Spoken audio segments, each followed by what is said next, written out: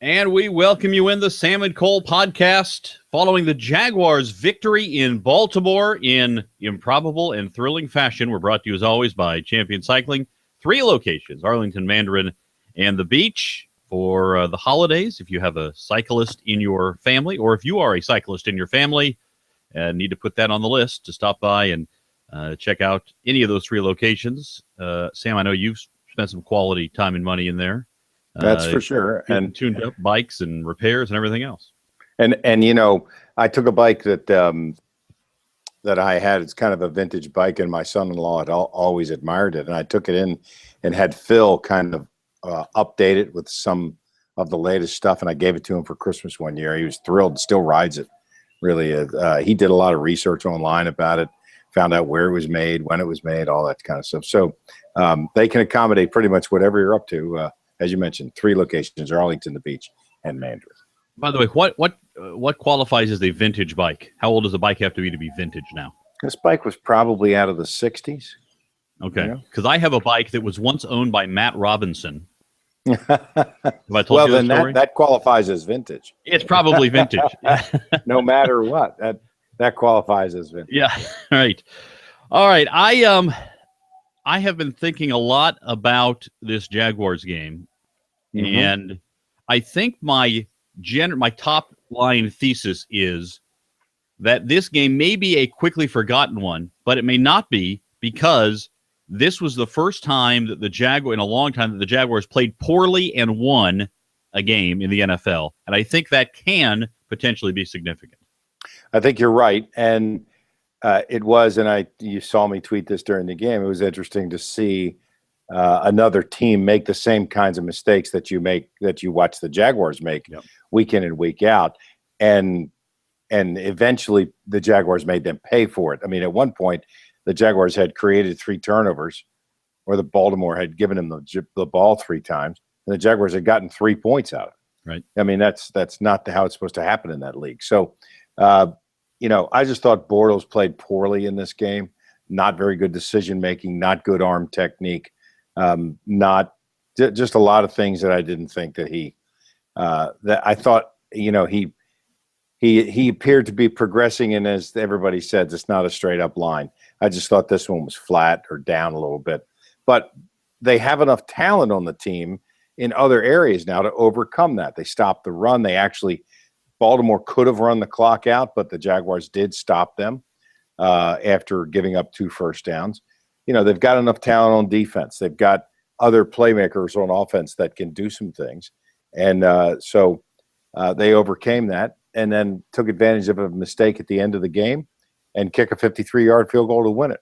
While as I've said many times, you think you've seen everything, and then that happens. But this is how games are won in the NFL. They're won on weird things. Weird things happen. Jaguars have been on the losing end of those plenty of times. And we've said as well, the Jaguars, it's not about them this year beating really good teams. It's about them beating the bad teams that they play, or the mediocre minus teams. And if you look at the schedule here, and I have it in front of me, look at the schedule going forward. Titans, Chargers, Titans, Colts, Falcons, Saints, Texans. Anybody scare you in there? No, 0, right? No. Particularly after seeing the Saints get run over by a mediocre Washington team today. Yeah. And, the Titans, the Jaguars are at least equal to the Titans. You say what you want about Mike Mularkey and Marcus Mariota or whatever, but, I mean, that's a team that the Jaguars are equal to. So, yeah, there's nothing in there. But, in retrospect, you look at the previous schedule, in the first 8 games of the year. Not a lot there that scares you either. You had the Patriots. We thought the Colts would be better than they are, and they're not. We thought the Dolphins would be better than they are, and they're not. So you're right. This is not what turned out to be a murderer's row of a schedule, right. Which maybe, you'd like to see more than 3 wins at this point based on who they've played. But again, I had somebody yesterday ask me, well, what about the Jaguars? And I said the same thing I've been saying here for the last several months. They're better, but they're still not good. And remember, part of the growing of a young team is not getting into your mind that they're the Steelers or they're the Dolphins or what. They're just the team you're playing. There is nothing similar, or there's nothing about their name that makes them better than they are. Right.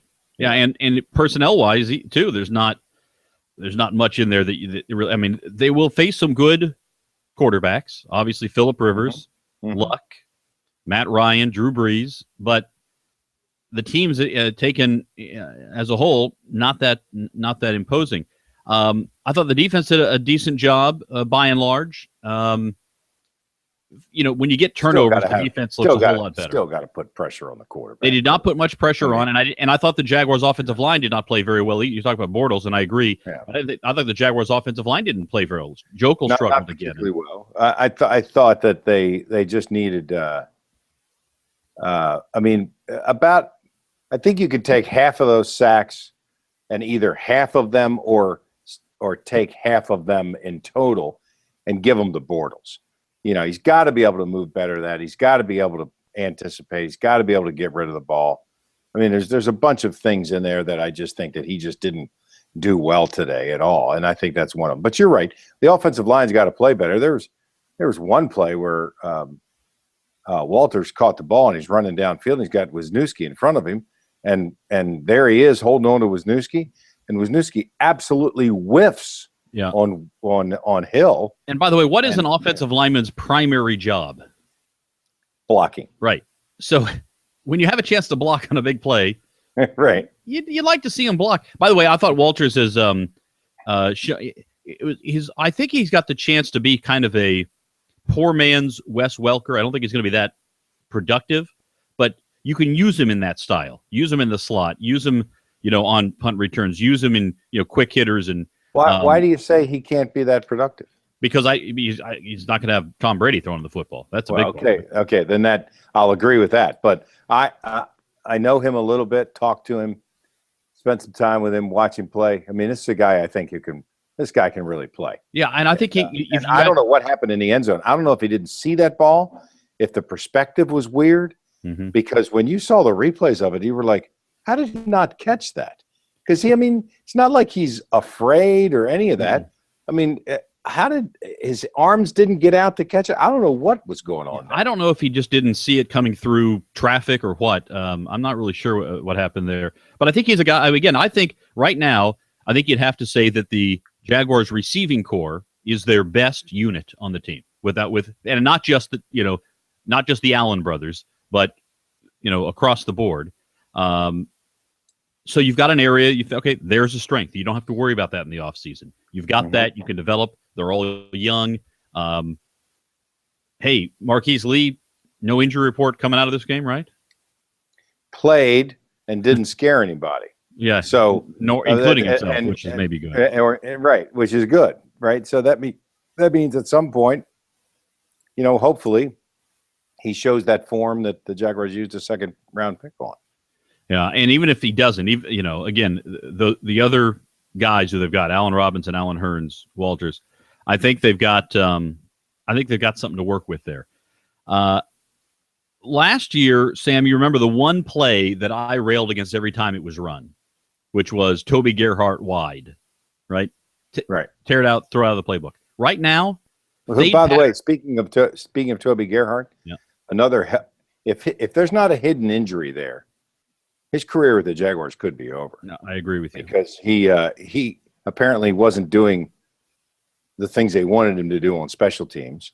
And when you're a second or third string running back who's a specialty player, you have to be able to play on teams in order to stay on the roster. And if he's just not producing on special teams, then he may be done with the Jaguars. Yeah, I agree with you. The one play I'd like to see torn out of the playbook for this year is Bortles throwing the fade pattern to the back corner.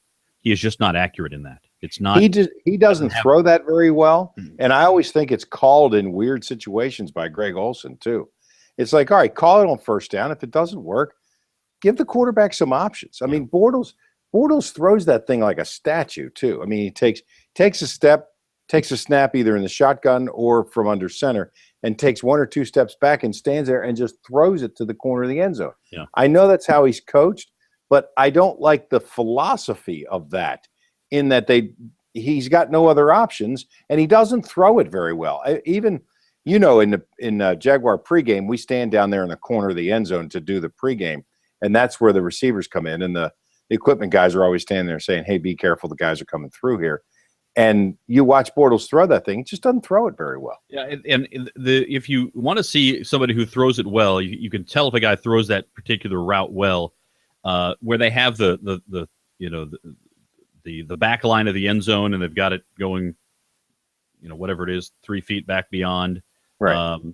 That's if the ball is hitting the end of that back line, that's pretty good because the trajectory comes down. You don't want it to hit the pylon. You want it to be beyond that, so the guy who's 6 feet tall can catch that thing, up higher. And some guys just have a great touch on that. Some guys, Drew Brees is terrific at that ball, by the way, maybe the best we've seen. So take that out of the playbook for now. Work on it in practice. Fine. Right. Stop running it. It's not working. It hasn't worked all year. He hasn't thrown it well. And come up with a new 2-point package. You're right. Yeah. I mean, the 2-point package should be some sort of play that you don't show during the game, gives the quarterback some options, puts the defense really in a guessing game. And feel free to use Denard Robinson in that package, by the way. Yeah, exactly. Although, what a drop by him today. Yeah. I was thinking more of a handoff or wide run pass option for him or something. Well, that's true. Right. Yeah. But, you can't have drops like he had or Lee had or and they keep saying, the narrative among the national broadcasters who do the Jaguars game is Julius Thomas and Blake Bortles just haven't come up on the same page yet. That's not it. Bortles just has thrown bad balls to him. I mean, I've never seen – you got to hit that guy in stride. The same thing with the interception. Either that receiver's got to be coming at you or away from you. If he's stationary and you try to throw it to him, somebody's going to pick it off. Yeah. So, when you're going to try to hit Julius Thomas, you got to give him a step because he's got those great hands. You can't throw it behind him, can't throw it over his head.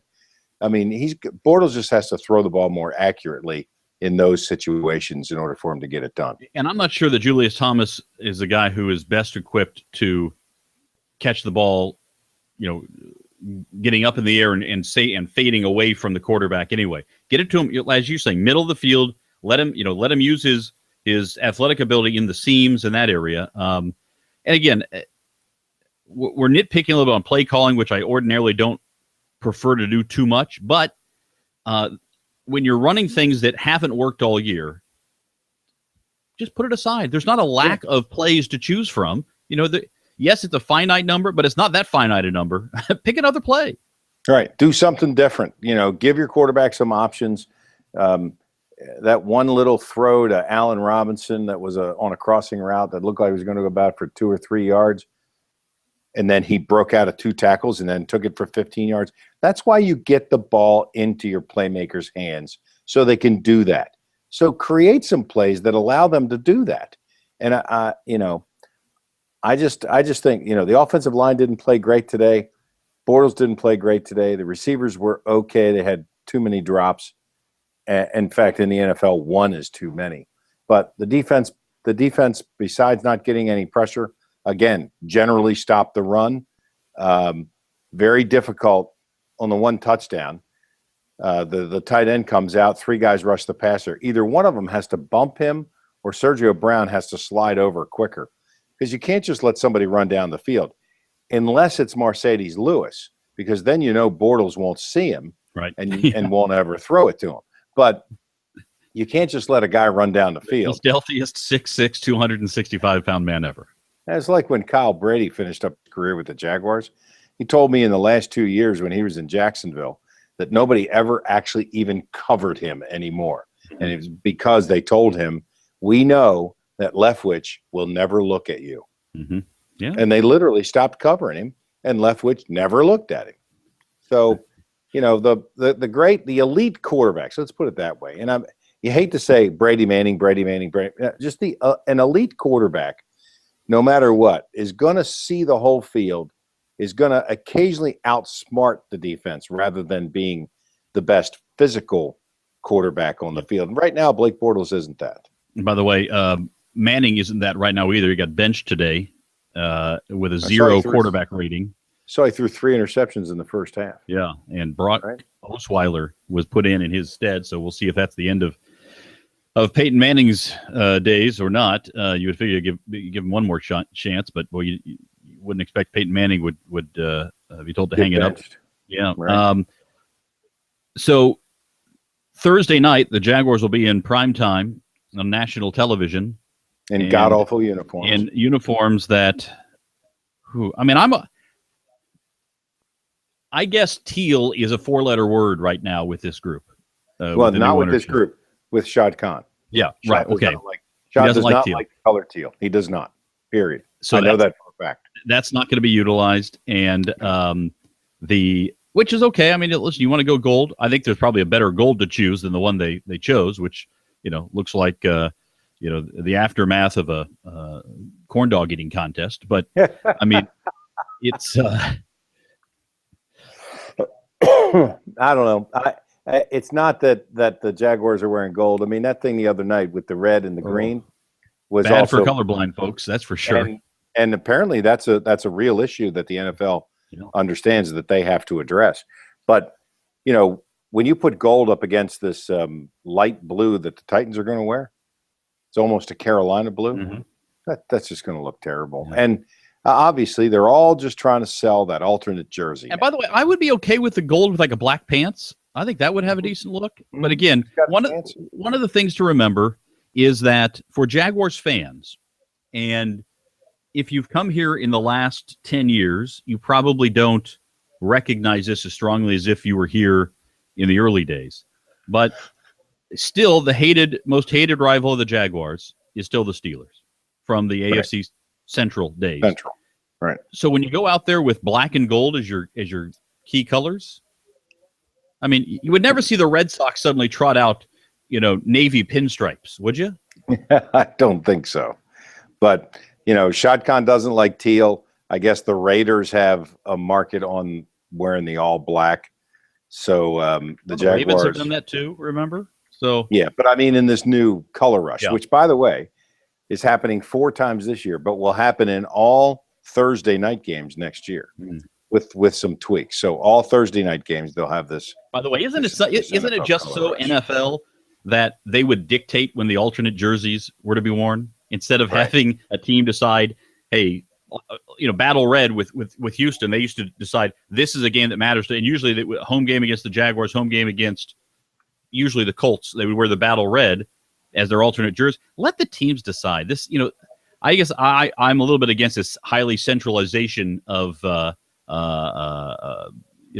deciding this. It's just you start to lose touch with the fans when you work it away from a local level. And this year, if you remember, in the opening game, the Jaguars wore white, and Carolina wore their alternate jersey instead of wearing their black because they have anticipated warm weather. And they had to petition the league because they already had a Thursday night game that they were wearing their alternate jersey, and you're only allowed to wear it once during the year. So they petitioned the league, and they were able to wear it in that opening game against the Jaguars. Still remaining the worst undefeated team in the history of the league, by the way. Yeah. Well, and by the way, Cam Newton is getting a lot of credit for what's happening there, and maybe he should, but boy, you're right. If you start looking at the other teams that are undefeated, you go, well, one of these things is not like the other. Right. So that we'll talk about that on Thursday night after the Jaguars and Titans in a game that can suddenly push the Jaguars back into, dare I say it, contention in the AFC South if they win. I won't mention that until the Jaguars win back-to-back games. All right, fair. I think that's probably a reasonable thing too. Jaguars win back-to-back games, then we can talk about where they are in the standings. What the possibilities are. But I mean, they've won 3 games. Yeah, hard to say that a 3-game winner is a real serious playoff contender. There's no doubt about that. Exactly. All right. The NASL championship final has just ended, Sam. Right. As we're doing this, the New York Cosmos 3-2 winners over the Ottawa Fury, and thrilling second half in particular. It was 1-0 at halftime. But the Cosmos, the big brand in the NASL win. Ottawa, by the way, second-year club, and they get all the way to the championship final this year. That will be what the Armada will be trying to do next year. Right, and Ottawa at one point, didn't they go on some long, I guess they finished the season with a long winning streak. They only lost once in their last 23, 24, something like that. Right, yeah, something like that. So, I mean, that's what you're looking for, and I know the Armada anticipate numerous changes. Clearly, the roster is going to be remade, most of the roster, and I guess they're going to make a decision about the coach, and what the administration of the club is going to be now that the season is finally over. Yeah, and I would think that in the best case scenario, they would have that decision on the coach within the next couple of weeks, probably. Right, you would hope. So you can start, but they're also going to be in the process of acquiring players. So the core players are still going to be there, but I think it's going to be a little bit of a smaller roster, and they may pick up, may go after some players who can make an impact in terms of free agency, or what it amounts to free agency in the NASL. The other thing I wanted to mention, Sam, obviously we're coming off of the attacks in Paris, and I know you spent a lot of time in that city. I just wondered if you had a particular perspective on it, considering the time you spent there. I appreciate the opportunity to just say something like that. When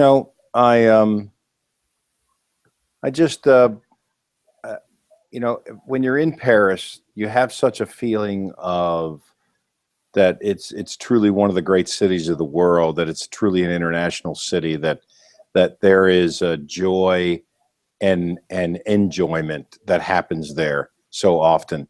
But in recent years, the shift in their population in terms of their immigration laws or lack thereof has really given it a little more of an edge. And so it's not surprising to me that they have that it is a target of terrorists because of the ease, if it is, for them to get into that country. France doesn't have the same kind of rules. Like in England, the UK has certain rules that if you're part of the United Kingdom, if you were a colony, if you were somehow part of Great Britain, that you have certain rights to travel there. But France, with all of the colonies that it had, has never been able to kind of get their hand on how to monitor the movement of a lot of people. And with the creation of the EU, the movement between countries on the continent is so much easier for people. So evildoers can skirt whatever safeguards the French put in because of their attitude toward that. And it's just one of those things that I certainly hope that all of the solidarity that I saw Obama talking to Putin today over a cup of coffee during a break at the